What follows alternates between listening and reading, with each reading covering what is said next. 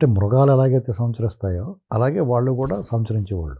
అప్పుడు కూడా ఆడ మగ వ్యత్యాసం, ఒక స్త్రీ అందరిదే, ఒక పురుషుడు అందరివాడు. అక్కడ ఒక ఇది నాది ఇది మీది అనేటువంటి వ్యత్యాసం లేదు. ఎవరికి కోరిక పడితే వాళ్ళతో కలిసి జత కడతారు. ఎవరితో కలిసి జీవించాలనుకుంటే వాళ్ళతో కలిసి జీవిస్తారు, వాళ్ళ ఇష్టం. అక్కడ ఎవరన్నా స్త్రీ నిరాకరించిందనుకోండి ఒక పురుషుడికి, అది పెద్ద నేరం. ఆనాటి ఆ నిప్పు పుట్టక ముందు ఆటవిక దశలో అప్పుడు కూడా ఆ సమూహానికి ఆ గుంపుకి ఒక బలవంతుడైన వాడు ఒక రాజుగా ఉండేవాడు, నాయకుడిగా పెద్దగా. అతను విధించే శిక్ష రాళ్లతో కొట్టి చంపడం అనేటువంటిది జరిగేది. అలా కాలక్రమేణా సమాజంలో మార్పులు వస్తున్నాయి, అభివృద్ధి చెందాడు. నాది మీది వాళ్ళది అనేటువంటి స్వార్థం పెరిగింది.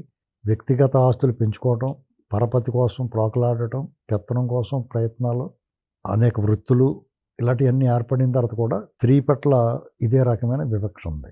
అప్పుడు పూర్వం ఒక స్త్రీ అందరిది అయితే, ఒక పురుషుడు అందరివాడైతే, తర్వాత కాలంలో ఒక స్త్రీకి ఒక పురుషుడు అనేటువంటిది ఏర్పడింది.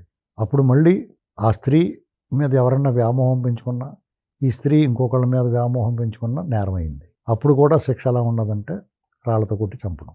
ఇది ఆటవిక దశ నుంచి కొంచెం మార్పు వచ్చిన తర్వాత కాలంలో అనేక చట్టాలు, స్త్రీ విముక్తి, మహిళల సాధికారత, ఇలా రకరకాలుగా ఇప్పుడున్న పరిస్థితులు పూర్తి స్థాయిలో ఉంది. అయినా సరే